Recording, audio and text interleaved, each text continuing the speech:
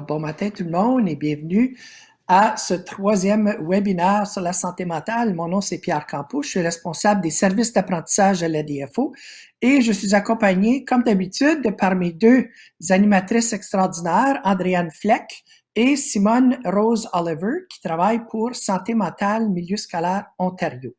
Alors, ce matin, nous commençons avec une activité de réflexion. Donc, nous vous invitons à utiliser le Mentimeter. Le code figure sur la diapositive. Alors, vous avez besoin d'un cellulaire. Prenez votre cellulaire, faites menti.com et le code est là. Écrivez le code et vous allez pouvoir répondre à une des questions, aux questions suivantes. Alors, ce matin, l'activité vise à déterminer un objectif commun et à comprendre ce qui nous a mené à suivre cet atelier aujourd'hui. Donc, on vous demande à penser à un ou une élève de votre école qui vit actuellement l'une des situations suivantes. Soit une perte d'intérêt soudaine envers les amis et les activités scolaires, soit de la difficulté à remettre ses travaux, ses devoirs à temps et un sentiment d'être dépassé par l'école et des problèmes de concentration, des comportements imprévisibles et peut-être des crises qui sont bizarres et soudaines et inattendues, un sentiment de pression pour ne faire aucune erreur ou des idées suicidaires. Alors, je vois que les gens sont en train de rentrer leurs réponses. Merci. C'est pas une participation passive aujourd'hui. On va vous demander de participer. Alors, merci. Je pense que vous êtes habitués par maintenant. Je vous remercie de répondre au sondage introductif. Comme vous savez, les directions d'école de l'Ontario indiquent noter une hausse des problèmes de santé mentale chez les élèves. Certains d'entre elles confirment d'ailleurs que la fréquence et la gravité de ces problèmes rendent leur travail beaucoup plus difficile. Les troubles mentaux se révèlent généralement à l'enfance et à l'adolescence.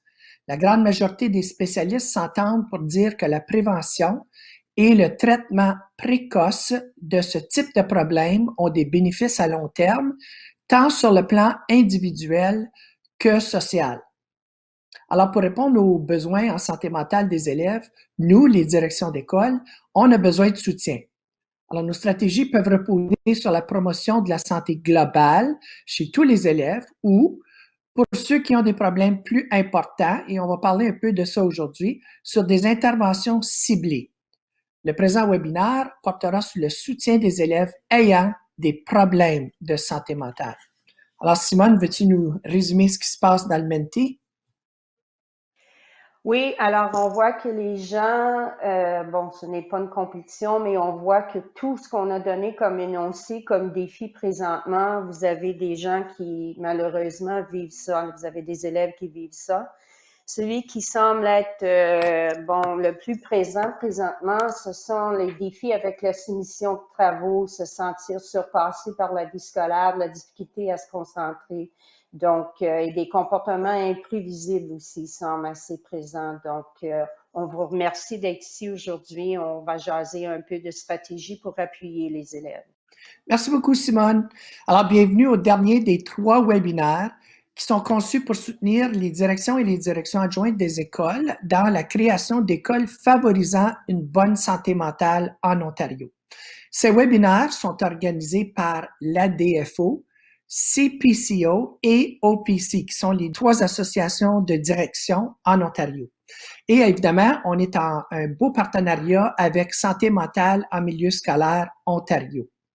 Ce webinaire se veut interactif, alors il y aurait des moments d'introspection et d'autres moments pour parler de vos pratiques. Nous espérons que dans l'heure que nous passerons ensemble, on va pouvoir bâtir une communauté de leaders apprenants, ouverts et désireux de développer ensemble leurs connaissances, leurs compétences et leurs pratiques. Les outils et les ressources qu'on vous présente aujourd'hui sont pertinents, je vous le rappelle, pour toutes les écoles, que les cours aient lieu en personne ou en ligne. Alors, la reconnaissance du territoire, je reconnais qu'on est sur des territoires traditionnels de plusieurs nations partout en Ontario. Ces territoires ont abrité et abritent encore divers peuples des Premières Nations, Inuits et Métis. Je voudrais également reconnaître la présence de longue date de peuples autochtones sur les terres où je me joins à vous aujourd'hui, qui êtes aux quatre coins de l'Ontario. Je remercie les gardiens passés, présents et futurs de ce territoire. Je suis reconnaissant de pouvoir travailler et apprendre sur ce territoire dans un esprit de partage. En tant que personne utilisant ces terres, que ce soit à des fins récréatives ou utilitaires, nous devons poursuivre nos efforts pour les garder propres et les utiliser avec soin, pour que ce soit pour les générations futures et qu'elles puissent aussi en profiter comme nous autres. Alors, on est au printemps. Moi, je suis à Ottawa et quand je regarde la nature pour les prochaines 3 journées, aujourd'hui, il va faire 16 degrés, beau soleil, une journée extraordinaire. Demain, c'est de la pluie toute la journée. Et jeudi, poisson d'avril, ce n'est pas un poisson d'avril, 10 cm de neige. Alors, on va avoir la panoplie de tous les éléments de la nature comme un bon printemps canadien. Alors, voici les objectifs du webinaire d'aujourd'hui. Le contenu vous aidera à mieux comprendre ce qui fait qu'un cercle de soutien est solide, quelles ressources peuvent aider les élèves qui ont des problèmes de santé mentale et quelques conseils pour échanger avec les parents et les familles. Comme on le fait à chaque webinaire, nous vous invitons à venir prendre le pouls de votre santé mentale. Alors, regardez ces 6 emojis et tentez de trouver celui qui correspond à votre état d'esprit aujourd'hui ou cette semaine, en sachant que c'est une petite semaine, n'est-ce pas? On a 4 jours, puis une autre semaine de 4 jours. On commence à voir la lumière au bout du tunnel. Alors, veuillez sélectionner l'un d'entre eux et inscrivez votre réponse dans le Mentimeter encore. Alors, si vous retournez dans le Mentimeter, vous allez pouvoir choisir l'emoji qui correspond le mieux à votre état d'esprit aujourd'hui. Wow! On a beaucoup de psych! C'est super! Je crois que Pierre, si c'est comme moi, les gens avaient peut-être pas le 5, avaient peut-être le 3 jusqu'à ce que tu annonces la neige dans notre région. Donc, on voit aussi. Et parfois, les semaines de 4 jours, on essaie de faire le travail de 5, mais on apprécie beaucoup que vous êtes ici aujourd'hui, puis on va essayer de vous amener à 3 là, avec la conversation d'aujourd'hui. Excellent. Alors, je vous rappelle que la conscience de soi, c'est une compétence socio-émotionnelle cruciale. Avant toute chose, les élèves doivent être capables, et nous autres aussi, de nommer nos émotions. En prenant quotidiennement le pouls de nos sentiments, on apprend à reconnaître nos émotions et à en déterminer l'intensité. Après tout, nous ne pouvons pas gérer une émotion dont nous ignorons l'existence. Cette prise de conscience normalise les émotions. Cette approche permet d'enchaîner ce qui compte véritablement, c'est-à-dire la manière dont nous gérons nos émotions. La reconnaissance et la gestion des émotions sont des composantes de l'apprentissage socio-émotionnel qui aident les élèves à prendre leur pouls émotionnel. Je vous encourage d'encourager vos personnels à tenir régulièrement de telles séances avec les élèves pour renforcer l'idée que les émotions que chacun ressent sont importantes. Cette démarche quotidienne toute simple démontre de la considération aux élèves et leur témoigne que nous les écoutons et que nous sommes là pour répondre à leurs besoins.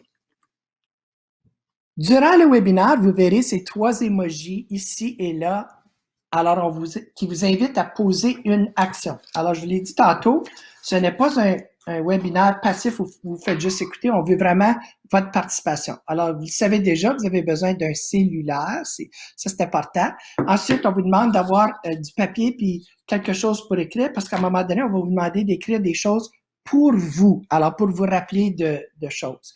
Alors, l'emoji de gauche signifie que nous vous invitons à exprimer une idée ou une pensée sur le sujet abordé. Celui du centre signifie qu'on vous invite à texter un camarade ou une camarade. Peut-être que vous connaissez quelqu'un qui suit le webinaire présentement, ou ça peut être quelqu'un en qui vous faites à qui vous faites très confiance. Celui de droite signifie que nous vous encourageons à prendre un instant pour écrire et noter des idées importantes ou des points sur lesquels vous aimeriez revenir plus tard. Vous pouvez aussi les écrire dans la fenêtre de clavardage. Avant de passer à la prochaine diapositive, on vous suggère fortement de texter une personne qui sera votre allié pour le webinaire. Il peut s'agir de quelqu'un qui fait partie de votre groupe, du groupe aujourd'hui, ou encore un collègue ou une collègue en qui vous avez confiance. En tant que dirigeant et dirigeante, nous servons du cadre de leadership de l'Ontario pour peaufiner nos compétences de leadership. Examinons maintenant les outils de leadership et la façon dont ils peuvent nous aider à diriger nos écoles en favorisant une bonne santé mentale. Alors, une pratique adaptée à la culture tient compte du parcours de l'élève et de ses expériences à la maison et dans sa communauté pour les intégrer au programme et à l'enseignement proposé en classe. Des données probantes et constantes ont démontré que la participation des élèves à des activités d'apprentissage socio-émotionnel de qualité et culturellement adaptées est associée à une bonne santé mentale affective et à une meilleure réussite scolaire. En tant que leader, apprenantes et apprenants, nous devons nous engager à assumer une responsabilité personnelle et collective à l'égard du bien-être émotionnel de nos élèves. Pour y parvenir, les directions d'école doivent notamment fournir aux enseignantes et enseignants des outils qui les aideront à améliorer leur pratique professionnelle et leur compréhension des questions de santé mentale et de pédagogie culturellement adaptée. Pour élaborer une approche globale de la santé mentale en milieu scolaire, il est essentiel de renforcer les compétences des enseignantes et enseignants. Le soutien offert au corps enseignant pour améliorer le programme d'apprentissage est essentiel. Le fait de comprendre les forces des élèves, de savoir où elles et ils se situent sur le continuum de la santé mentale, et ce à tout moment, et de prioriser le repérage des élèves qui ont besoin d'un soutien accru sont des aspects importants de notre rôle de leader et de notre responsabilité collective. En apprenant à connaître les membres de vos personnels, vos élèves, vos parents et leurs familles, et en nous intéressant à leur expérience de vie, nous pouvons mieux les comprendre, bâtir des relations de confiance et proposer des programmes pertinents. En tant que leader scolaire, nos ressources de leadership personnel nous aident à atteindre ces objectifs. Nos ressources cognitives et notre connaissance des pratiques efficaces à l'école et en classe nous donnent des outils nécessaires pour soutenir le personnel enseignant. Enfin, nos ressources psychologiques et notre proactivité nous aideront à mettre en place des mécanismes de soutien dont les élèves ont besoin. Bonjour tout le monde. Alors, je me présente, Andréanne Fleck. Je suis travailleuse sociale et coach pour la mise en œuvre chez Santé mentale en milieu scolaire Ontario. Ça me fait un grand plaisir d'être avec vous aujourd'hui. Merci Pierre de nous avoir emmenés jusque-là. Puis je suis joint aussi de ma collègue Simone, dont vous entendez la voix à chaque fois que vous allez remplir un Mentimeter ou participer à une activité de réflexion. Alors, je reprends sur ce que Pierre a déjà commencé à vous présenter. Puis on va parler un petit peu d'équité. Alors, afin de mettre en place les milieux scolaires qui favorisent la santé mentale, nous sommes davantage amenés à songer aux questions d'équité. En effet, le jugement, les stéréotypes et les idées préconçues inconscientes sont encore nettement présentes dans notre quotidien.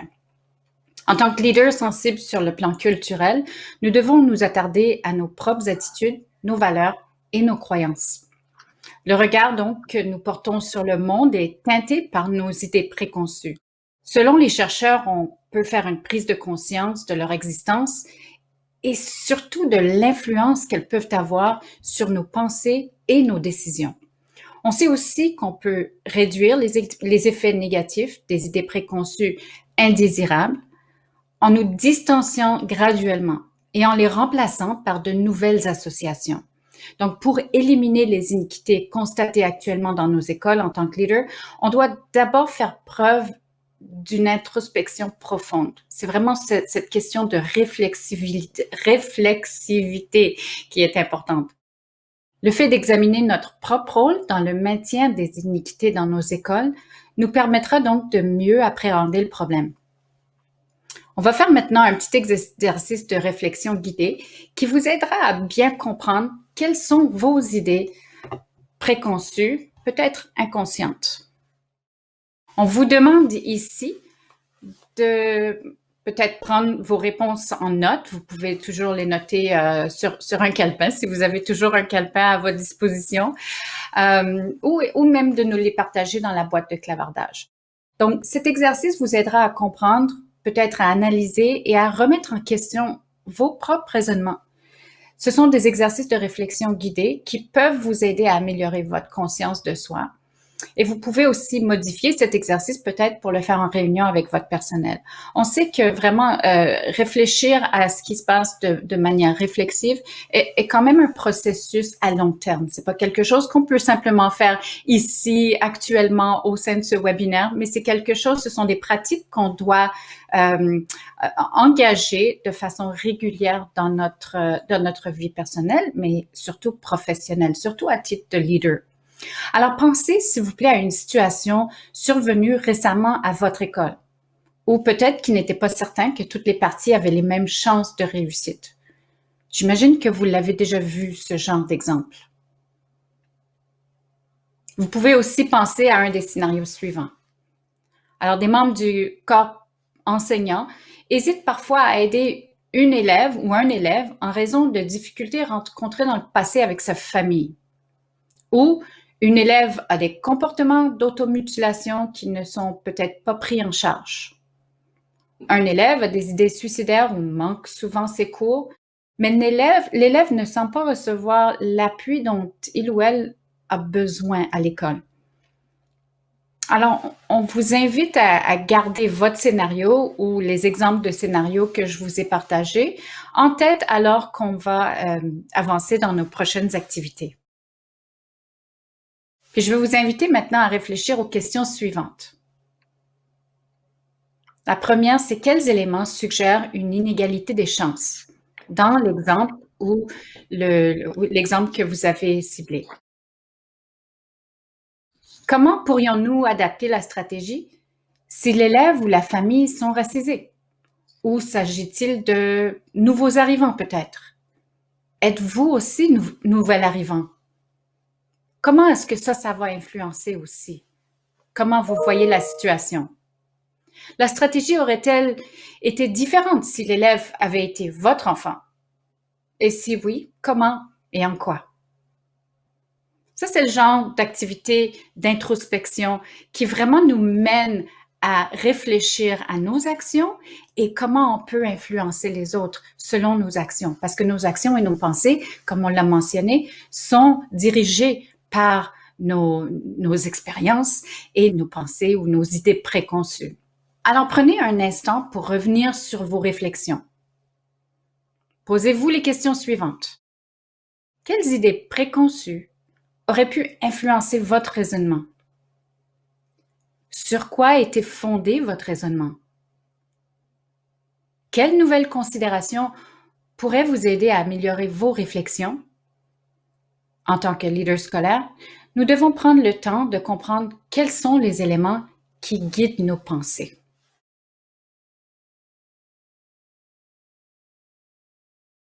Alors, nos pensées influencent l'effet que nous produisons sur les autres. Notre influence est en réalité l'ensemble des changements que nous pouvons susciter autour de nous.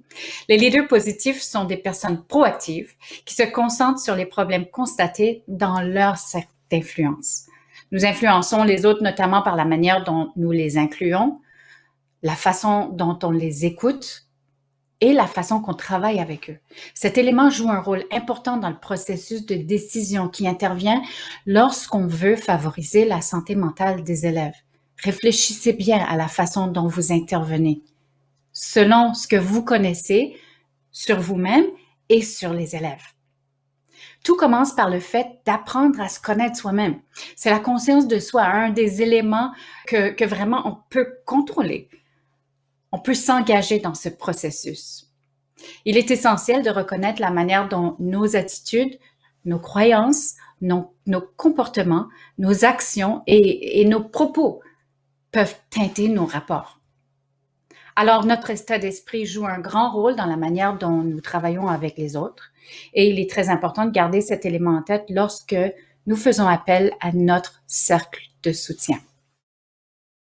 Le cercle de soutien est un outil visant à favoriser la santé mentale des élèves par le travail d'équipe. Cette équipe est formée de personnel en éducation, de membres de la famille et de spécialistes internes qui s'efforcent de créer un environnement favorable en classe. En faisant partie d'une équipe qui peut aider à détecter des problèmes particuliers ou soutenir une ou un élève qui est pris en charge, les directions d'école se placent à l'intérieur du cercle de soutien de l'élève en posture d'influence. Le cercle de soutien est particulièrement important pour les élèves qui ont besoin d'un soutien accru. Nos écoles font partie du réseau de soins de santé mentale et de la collectivité. Elles jouent un rôle important dans le relais entre les ressources spécialisées et les élèves qui en ont besoin. Le personnel scolaire joue lui aussi un rôle essentiel dans le cercle de soutien. Nous, les directions, sommes des acteurs de premier plan. Il nous revient de nous assurer que le personnel comprend bien les processus associés à ce cercle et les stratégies à suivre lorsqu'une personne a besoin de plus d'aide. Sur les prochaines diapositives, on va s'intéresser à des ressources importantes de santé mentale milieu scolaire Ontario. Les directions d'école doivent composer avec de nombreuses questions lorsqu'ils soupçonnent qu'une ou un élève pourrait avoir des problèmes de santé mentale ou lorsqu'un membre de leur personnel le leur signale. Le diagramme que vous voyez peut vous guider avec des réflexions et la marche à suivre. Les directrices et directeurs d'école peuvent l'utiliser lorsqu'un membre du personnel se demande si une ou un élève aurait besoin d'aide supplémentaire en santé mentale. Le document que vous voyez à l'écran, c'est un outil pour appuyer les leaders scolaires, aidera les directions et les membres de personnel des écoles à renforcer leurs compétences de manière proactive. Alors, par exemple, pendant une réunion, vous pourriez demander à votre personnel de remplir cette grille avec le nom et le poste des alliés en matière de santé mentale, donc que ce soit l'ATS de l'école, la TES de l'école, le leader en santé mentale. Ce sont des personnes clés, des ressources qui sont à votre disposition et à celle du personnel enseignant aussi, pendant qu'ils se familiarisent avec le processus et l'accès aux mesures d'aide. Alors, en recevant ces deux ressources en début d'année scolaire, le personnel aura en main de bons outils pour favoriser la santé mentale des élèves. On sait qu'en septembre, il y a souvent, ou en début d'année scolaire, il y a souvent des changements au niveau du personnel qui vient appuyer les élèves en matière de santé mentale. Donc, c'est toujours une bonne idée de revoir les processus et les personnes clés et bien sûr les contacts pour être sûr qu'ils sont à jour pour le partager avec le personnel. Alors, comme par exemple, est-ce que vous pourriez décrire quel est le processus de soutien des élèves qui éprouvent un certain problème en santé mentale dans votre école? Est-ce que tout le personnel connaît aussi ce processus et les personnes clés qu'on doit contacter? Alors, partagez, s'il vous plaît, vos idées dans la boîte de clavardage. Je vais juste mentionner, Adrienne, ce qu'on a mis, on a écrit à gauche là, ce qu'il y a en haut de chaque boîte, parce que quand on a préparé le PowerPoint, on a réalisé que c'est pas vraiment lisible. Alors, on s'est dit, on va l'écrire ce qu'il y a dans les boîtes là, pour vous aider. Tout à fait. Merci. Et je vous rappelle que toutes les ressources qu'on vous présente aujourd'hui, vous, quand vous allez recevoir demain ou après-demain la présentation, tous les liens pour ces ressources-là sont là, tous les liens. Alors, et puis à la fin, on a comme un hyperlien et toutes les ressources qu'on mentionne aujourd'hui sont, vous pourrez les ouvrir en cliquant sur le lien. Et dans le clavardage, merci à Jeannette qui nous indique que dans leur école, un processus qu'ils ont en place, c'est d'avoir l'appui d'un ou une TES qui guide et qui appuie ce processus. Donc, merci Jeannette d'avoir partagé. Excellent, merci. Important d'avoir des ressources comme celle-là et puis de pouvoir les consulter aussi quand on en a besoin. Alors, un autre outil Donc, celui que vous voyez à l'écran, c'est l'outil Un appel.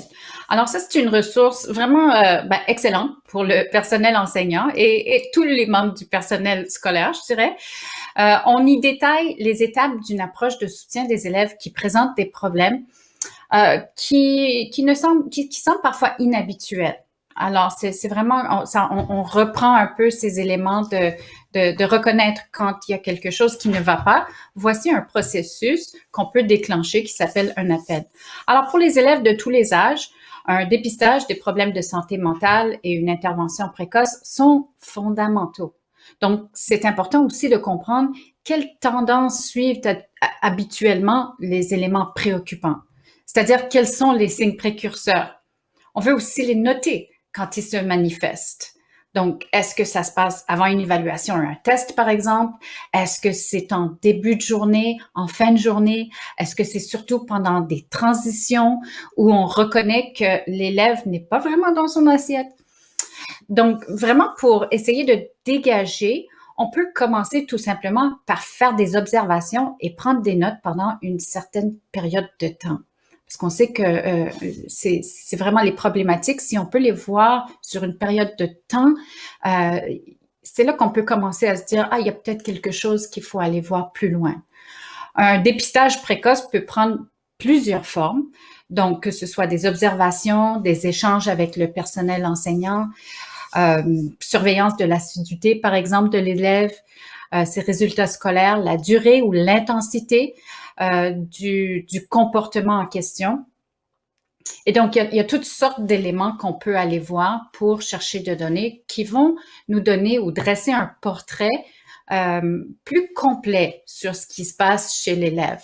C'est vraiment ça ce qu'on veut dire quand on parle d'un dépistage précoce. On en est à la période ou au moment d'observation surtout. Alors, voyons maintenant comment vous et votre personnel peuvent optimiser cette ressource. Donc, à la page 1 du guide de référence Un appel, on trouve une liste de signes courants qui pourraient indiquer un problème de santé mentale.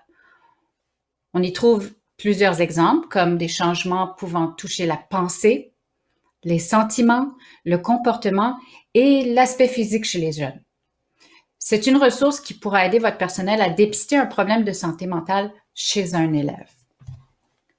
On ne demande pas au personnel, bien sûr, d'identifier quel est le problème, mais c'est de, encore une fois, reconnaître et d'observer qu'il y a un changement au niveau de ces éléments, que ce soit la pensée, le sentiment et le comportement. À la page 2, on revient sur les concepts de fréquence, de durée et d'intensité dont on a parlé plus tôt. Alors, le personnel scolaire peut utiliser ces critères pour détecter lorsqu'un problème de santé mentale ou de consommation chez les élèves est présent.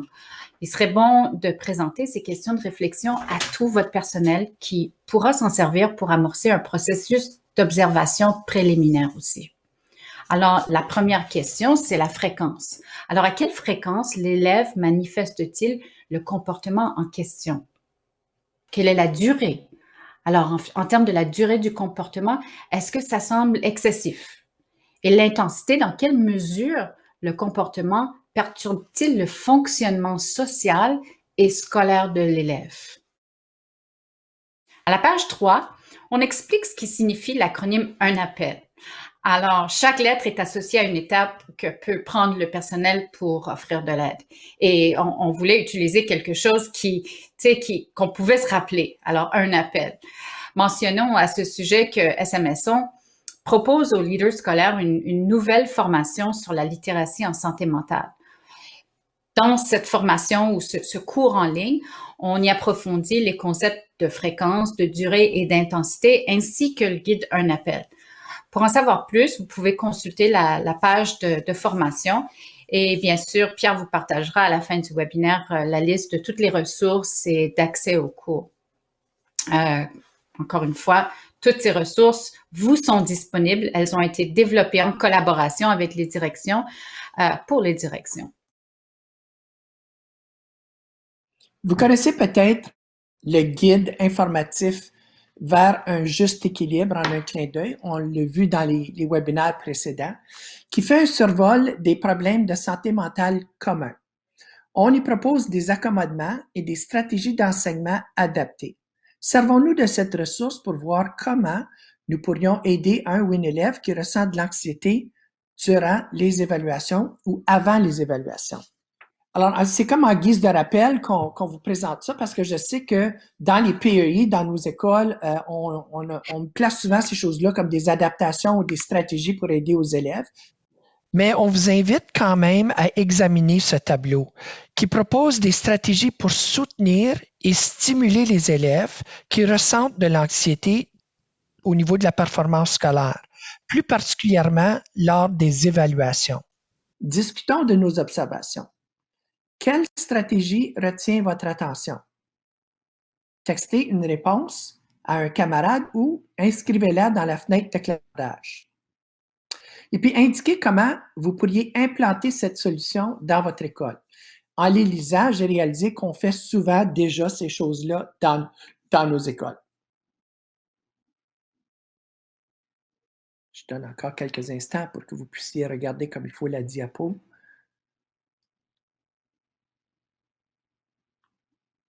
Alors, je vais continuer, mais Simone, s'il y a des gens qui mettent des choses dans le clavardage, n'hésite pas de m'interrompre. Oui, merci Pierre. Donc, Lara partage avec nous que les parents ont accepté l'appui de travail social et de infirmier en santé mentale. Là où il y a certains défis, c'est quand l'élève refuse, par contre, l'aide ou l'appui, ça devient un défi supplémentaire pour l'équipe qui essaie de l'appuyer. Et Valérie partage avec nous aussi que les stratégies de relaxation sont une approche préconisée chez eux. Merci. En tant que directeur d'école, il se peut que vous rencontriez souvent des élèves qui ressentent différents types de détresse et qui ont divers besoins, soit sur le plan scolaire, social, émotif ou même comportemental. Ces besoins sont parfois simples, mais il arrive aussi qu'ils soient complexes et qu'ils exigent une stratégie de soutien global. Le cadre des 6 R pour les directions d'école propose une approche qui peut être utile avec des élèves qui ont besoin d'aide. Alors, on va regarder une étude de cas. Les études de cas sont de bons moyens pour parler des difficultés que pourraient rencontrer tous nos élèves. Dans ce scénario, Rula, une élève motivée, reçoit du tutorat en mathématiques. Vous avez appris récemment qu'elle présente des symptômes inquiétants. Prenez un instant pour examiner les éléments signalés par son enseignante. Regardons maintenant comment nous pourrions utiliser les outils du guide Un appel pour engager une discussion et aider cet élève. À partir du guide de référence Un appel et de cette diapositive, alors remarquer, réagir et prévenir, pensez à une phrase qui pourrait vous aider à engager le dialogue avec Rula. Inscrivez-la dans la fenêtre de clavardage. Une phrase toute simple ici. Comment vas-tu, Rula? Une conversation honnête, genre, Madame m'a mentionné que tu avais mal au ventre durant le cours de mathématiques. Est-ce qu'il y a quelque chose qui se passe? Donc, il y a une certaine simplicité qui se partage ce matin et qui peut être très utile aussi. Andréane, je ne sais pas si tu es en sourdine.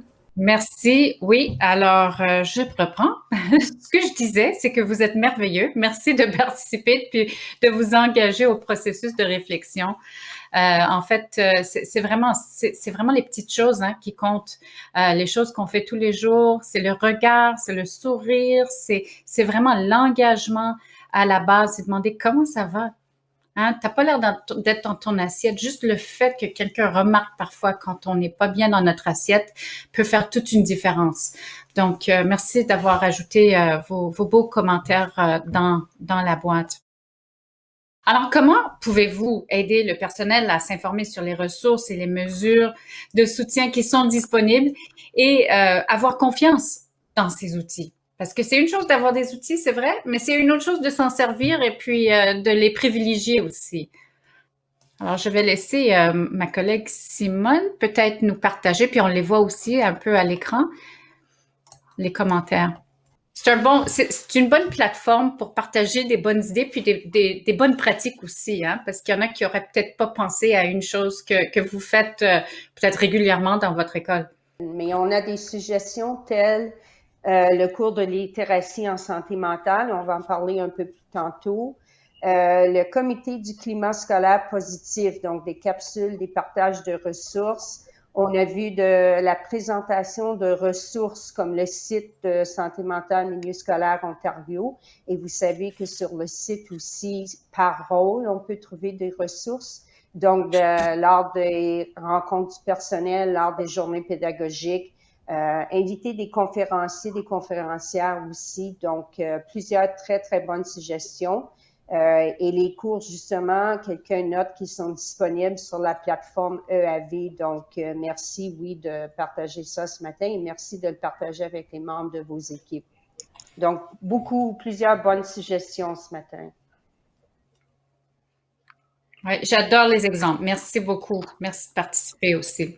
Donc, d'autres exemples, peut-être, c'est, bon, vous avez aussi des professionnels de santé mentale que vous pouvez inviter, psychologues, travailleurs sociaux, des TES aussi qui appuient beaucoup les écoles. Il y a aussi l'idée de réexaminer un peu les structures et les processus qui sont dans vos écoles pour aller chercher de l'aide. Et bien sûr, comme vous l'avez mentionné, des réunions avec le personnel pour parler justement du cercle de soutien puis expliquer comment le personnel peut soutenir les élèves dans ce processus.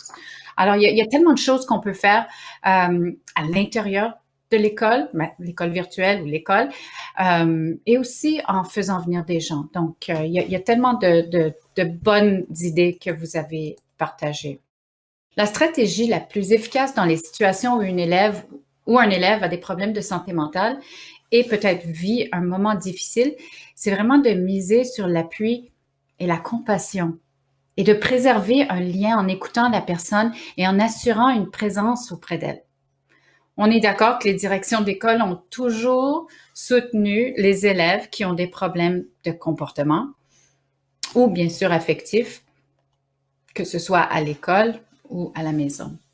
Ce qui est nouveau, par exemple, c'est l'intégration systématique de techniques fondées sur des données probantes à toutes les étapes d'une intervention.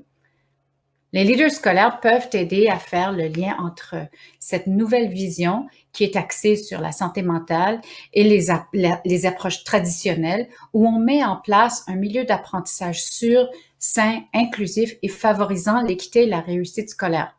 Tout ceci se fait en amont. Alors, c'est une stratégie qui est solide, mais qui repose sur vraiment une approche globale. Je vous invite à réfléchir donc à votre rôle et aux 5 stratégies clés de leadership en santé mentale que vous voyez à l'écran. Puis peut-être texter un camarade ou lui parler d'une stratégie qui pourrait consolider le soutien en santé mentale offert aux élèves. Vous trouverez sur notre page de ressources un lien vers des ressources destinées aux directions d'école. Elles ont vraiment été créées pour les directions d'école où on détaille justement ces 5 stratégies de leadership en santé mentale. Alors, on peut aller voir sur le site web de manière un peu plus détaillée ce qu'on veut dire par favoriser une approche échelonnée et se concentrer sur le positif. Préparer le terrain pour les conditions organisationnelles. Rassembler les gens par le biais d'apprentissage que vous faites déjà. Créer des liens, tisser des liens et favoriser, bien sûr, la collaboration et la bienveillance empreinte de compassion. Vous travaillez souvent sur des plans école, hein, des plans d'action à l'école. Puis on sait que le fait d'avoir un objectif et un plan de bien-être profitera à tous les élèves. Mais il y en a qui auront besoin d'un plan plus détaillé pour rester en bonne santé mentale et bien réussir à l'école. Donc, même pour appuyer les élèves, un but sans plan, c'est juste un souhait. Donc, le plan peut aider les élèves à mieux se connaître et à comprendre les stratégies qui peuvent les aider à gérer des difficultés. Il peut être créé par l'élève et ses parents ou sa famille en collaboration avec des intervenantes et des intervenants scolaires. Et avec cet outil, on peut savoir quand les élèves vont bien et quand il est temps de recourir à un soin particulier. Alors, vous voyez à titre de référence un exemple de ce plan qu'on peut suivre à l'écran. N'oubliez surtout pas de toujours inclure l'élève dans cette planification. Alors, on vous laisse regarder un peu de quoi s'agit ce plan. Hein? Qu'est-ce que les autres remarquent quand j'ai besoin d'aide? Quelles sont mes stratégies d'adaptation? Donc, on engage vraiment l'élève à avoir cette prise de conscience pour nous dire de quoi elle ou il a besoin. Hein? Donc, j'aimerais aussi que mon plan d'appui soit partagé avec qui? Qui est cette personne bienveillante, cet adulte qui va pouvoir m'aider à cheminer dans mon plan de soutien? Alors, c'est vraiment une collaboration et c'est un moyen de démontrer aux élèves qu'on travaille avec eux pour les appuyer. Donc, c'est pas des choses qu'on fait aux élèves, on le fait avec les élèves. Voici 6 stratégies proposées par Santé mentale en milieu scolaire Ontario qui peuvent vous aider dans la planification d'une rencontre avec les parents ou la famille de l'élève. On détaille chaque stratégie sur les 2 pages de cette fiche conseil que vous trouverez au besoin dans notre liste de ressources. Et il va y en avoir des ressources à vérifier quand vous allez terminer le webinaire. La communication est essentielle. Il n'est pas toujours facile de parler de vos inquiétudes avec les parents ou la famille de l'élève. Beaucoup d'enseignantes et enseignants déclarent en fait que c'est un des aspects les plus stressants de leur travail. Les directions d'école doivent bien réfléchir à la meilleure manière d'aborder ces questions parce qu'il est parfois difficile, on le sait, pour des parents ou une famille d'apprendre que leur jeune pourrait avoir des problèmes de santé mentale. Prenez quelques instants pour penser aux échanges que vous avez eus avec des parents ou la famille de vos élèves. Inscrivez vos réflexions dans la fenêtre de clavardage.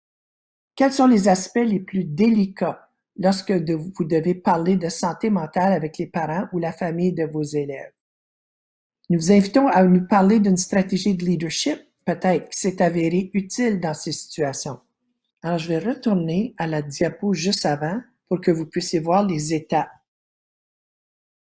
Mais partagez des pratiques réussies avec nous, s'il vous plaît. Donnez des idées à vos collègues qui nous écoutent.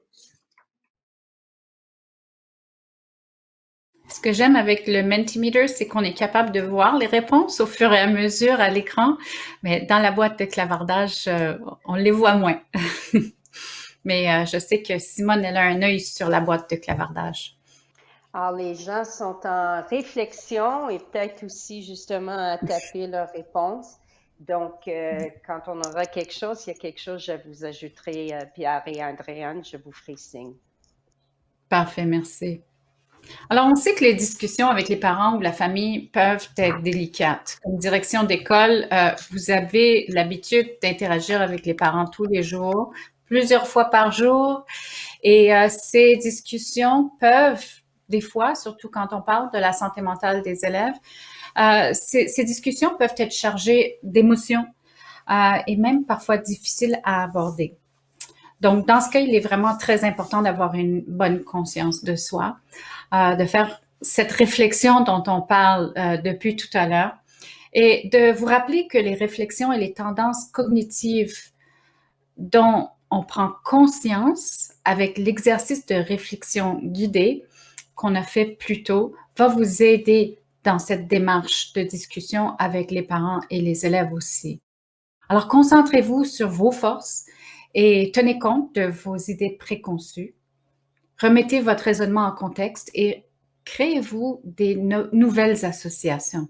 Hein, on a l'habitude d'associer certaines choses avec une certaine pensée. Donc, c'est de rediriger cette façon de penser. Assurez-vous que vos propres actions s'inscrivent dans des pratiques qui sont culturellement pertinentes et sensibles aux élèves avec qui vous avez affaire et leur famille aussi. Et Andréane, si je peux me permettre, relié à ça, et merci à Sylvain qui a partagé avec nous que justement ces conversations sont parfois difficiles parce que parfois il faut aussi aborder le sujet de la santé mentale des parents, du bien-être des parents. Et donc l'analogie de l'avion et le masque d'oxygène dans l'avion, que le parent doit prendre soin de lui-même, d'elle-même aussi pour pouvoir appuyer son enfant. Donc merci Sylvain pour le partage. Oui, tout à fait. Je pense que là où on peut se baser ou bien on peut être d'accord, c'est que autant les parents que les directions, que le personnel enseignant a le bien-être de l'élève au cœur de toutes les décisions. Et donc, c'est vraiment de commencer avec cet esprit de compassion. Comme vous le dites, Sylvain, tout à fait, les parents aussi. Ils sont peut-être souffrants ou aux prises avec certaines difficultés, que ce soit santé mentale ou autre chose dans leur vie, comme on le voit aujourd'hui avec la pandémie, qui vont avoir un impact sur la santé mentale. Donc peut-être que c'est pas quelque chose, tu sais, peut-être qu'ils gèrent normalement, si je peux le dire, bien leur situation ou d'appuyer leurs élèves ou leurs enfants, mais il y a certaines conditions qui peuvent aggraver la santé mentale de tout le monde, comme on le voit en ce moment. Comme nous l'avons vu dans les 2 premiers webinaires, nous avons tous et toutes quelque chose à apprendre des autres. Le personnel éducateur qui a une pratique culturellement adaptée sait que les communautés noires et autochtones et les autres groupes marginalisés sont victimes du racisme systémique et des structures coloniales qui touchent le milieu de l'éducation, le domaine de la santé et d'autres secteurs de la société. Nous pouvons favoriser la santé mentale et le bien-être de nos élèves en misant sur des enseignements culturels et en prenant soin de nous-mêmes et des autres de façon holistique. Nous vous invitons à garder ces idées en tête lorsque vous accueillerez des personnes issues de différentes communautés. Parmi nos responsabilités comme leaders, on doit mener un suivi de qualité. C'est là un moyen de nous responsabiliser par rapport aux objectifs qu'on établit. Lorsqu'on effectue un suivi, on doit d'abord s'intéresser aux résultats et analyser les répercussions qu'auront nos actions. Nous devons ensuite examiner les implications, c'est-à-dire interpréter et comprendre ces répercussions. À cette étape, on se concentre sur les données disponibles pour dégager des constats. Enfin, nous devons songer à la suite des choses et établir quelles seront nos prochaines étapes. Voici maintenant une question par rapport au suivi mené dans votre école. Comment pourriez-vous faire le suivi des mesures de soutien offertes aux élèves qui ont des problèmes de santé mentale? Nous vous invitons à prendre quelques secondes pour répondre à cette question ou à y réfléchir. Et vous pouvez, comme d'habitude, les noter pour vous-même ou les inscrire dans la fenêtre de clavardage. Pendant que vous faites ça, je vous remercie d'avoir participé à ce 3e et dernier webinaire sur la santé mentale cette année dans les écoles. Nous vous suggérons de texter un camarade ou d'appeler une ou un de vos amis après la présentation pour discuter de ce que vous en avez retiré. Nous vous remercions aussi de faire de la santé mentale une priorité dans votre école. Nous espérons que cette présentation vous aura permis de mieux comprendre quels éléments font qu'un cercle de soutien est important. Au sein de ce cercle, quel est votre rôle dans le soutien des élèves? Comment obtenir davantage de soutien pour les élèves qui ont des problèmes de santé mentale? Comment aborder ces questions avec les parents ou la famille d'un ou d'une élève et collaborer avec ces personnes pour soutenir le mieux possible l'élève qui est en difficulté?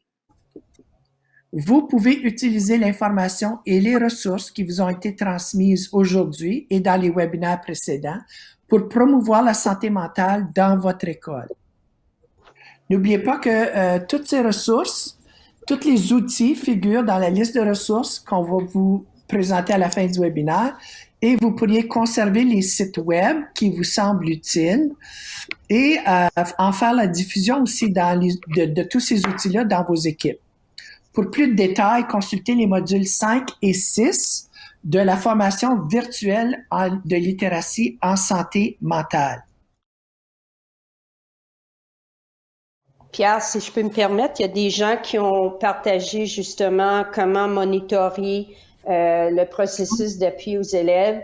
Donc, on parle des rencontres CAP, on parle des rencontres avec le personnel enseignant et les éducateurs, les visites en classe, les intervenants, tous ceux qui sont impliqués dans le dossier.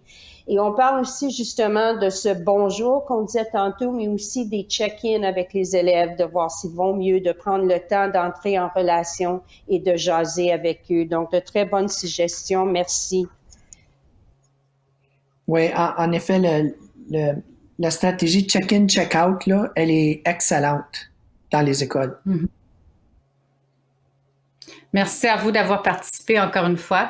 Donc, juste pour reprendre un petit peu les principales notions qui ont été présentées pendant cette série de 3 webinaires auxquels vous avez, on espère, participé. Sinon, vous pouvez les voir en rediffusion, comme Pierre l'a mentionné. Mais vraiment, c'est des webinaires qui ont été créés pour les directions d'école en collaboration avec les directions d'école sur la santé mentale des élèves et sur le bien-être dans les écoles. Donc, on a revu la littératie en santé mentale, donc le langage commun qu'il faut avoir pour savoir de quoi on parle, d'avoir des conditions pour créer pour favoriser la santé mentale dans les écoles. On a parlé du modèle harmonisé et intégré. Si vous vous souvenez, c'est cette fameuse pyramide. On parle de promotion, prévention, intervention. On a aussi abordé l'apprentissage socio-émotionnel, sensible et adapté à la culture. Donc, de plus en plus, on va en parler de cet apprentissage socio-émotionnel au sein de tous les programmes cadres. Hein, ce sont des incontournables. Comme on en a parlé aujourd'hui, prendre conscience de soi, avoir une conscience de soi est une habileté socio-émotionnelle. Je crois qu'on appelle ça autrement pour les adultes, mais chez les élèves, ça fait partie de l'apprentissage socio-émotionnel. Et il y a bien sûr un regroupement de 6 habiletés socio-émotionnelles qu'on a revues au webinaire 2 et l'approche globale à l'échelle de l'école. On a aussi parlé de l'importance de tisser des relations de soutien pour appuyer le personnel, les élèves et leurs familles avec la communauté scolaire, justement dans ce webinaire aujourd'hui. Donc, merci encore d'avoir été avec nous. Ça a été un plaisir de collaborer et puis de vous rejoindre depuis le mois de février, je pense. Donc, merci. Merci à toi, Andréane. On vous encourage à consulter le site web de Santé mentale en milieu scolaire Ontario et à prendre le temps de vous familiariser avec la multitude des ressources que l'organisme a créées. On en a présenté plusieurs pendant les webinaires, mais il y en a d'autres, pour vous aider, vous les leaders scolaires, dans votre travail. Alors ici, sur la diapo, vous voyez qu'on a à même ce projet 3 webinaires qu'on termine aujourd'hui, mais il y aura aussi 2 balados qui sont presque terminés. On est en train d'éditer les balados et aussi il y aura une vidéo d'animation et on va partager ça on vous enverra ça comme les liens pour les écouter et pour voir ça sur le bulletin d'information que la DFO envoie à chaque mois. Et puis, si je peux ajouter, Pierre, merci. Vous avez les cours de littératie en santé mentale qui s'appuient à différents rôles au niveau d'un conseil scolaire d'une école. Donc, on se répète, on sait qu'on l'a déjà mentionné. Mais notre collègue aussi, nous avons une autre collègue de santé mentale milieu scolaire Ontario, Judith Desjardins, qui s'est joint à nous aujourd'hui. Et Judith dirige l'équipe, justement, qui a développé plusieurs ressources spécifiques au rôle des membres d'équipe de direction. Donc, au mois de janvier, vous auriez reçu par l'intermédiaire de votre leader en santé mentale, par l'intermédiaire de l'ADFO et peut-être même du ministère, une trousse d'action parce que justement, avec tout ce qu'on vit en pandémie, on a voulu créer des ressources supplémentaires pour vous appuyer. Il y a eu aussi des excursions virtuelles qui se font en partenariat avec OFIA au niveau d'éducation physique et santé. Donc, il y a des ressources supplémentaires qui sont toutes nouvelles, qui viennent tout juste d'être créées, qui sont présentement disponibles par l'intermédiaire de votre leader en santé mentale et qui seront bientôt disponibles s'ils ne le sont pas déjà. Je sais que Judith les a partagés avec l'ADFO. Ils seront aussi disponibles sur le portail de membres de l'ADFO. Donc, s'ils sont pas là déjà, ils seront dans d'ici quelques jours. Sinon, vous pouvez contacter, entrer en communication avec votre leader en santé mentale. Donc, on essaie vraiment de vous appuyer. S'il vous plaît, s'il y a autre chose qui peut vous aider à en faire part à votre leader en santé mentale, ça va nous faire plaisir de faire ces suivis. Et comme l'a dit Andréane et Pierre, merci beaucoup de votre participation. Ce fut vraiment agréable de passer ce temps avec vous. Prenez bien soin de vous. Merci beaucoup, Simone, et merci, Andréane. J'en profite pour vraiment vous remercier du fond de mon cœur pour tout l'appui que vous nous avez donné pour préparer ces webinaires-là puis pour les livrer avec moi. Vous êtes d'excellents partenaires. Alors, je suis vraiment content, de vous avoir connu un peu mieux et d'avoir pu collaborer avec vous. Finalement, sur la dernière diapo, vous avez les coordonnées, évidemment, de la DFO, le site web. Simone a parlé là, qu'à l'interne, dans la section réservée aux membres, on va mettre des liens où on retrouve des ressources, mais vous pouvez toujours aller aussi au site web de Santé mentale en milieu scolaire Ontario. Et on vous invite à suivre sur Twitter les différentes associations, mais surtout la vôtre, la DFO, et celle de Santé mentale en milieu scolaire. Alors, merci beaucoup tout le monde. On a presque respecté l'heure et on vous souhaite une excellente journée, un excellent printemps qui va être varié en température et une belle fin d'année scolaire. Merci beaucoup encore.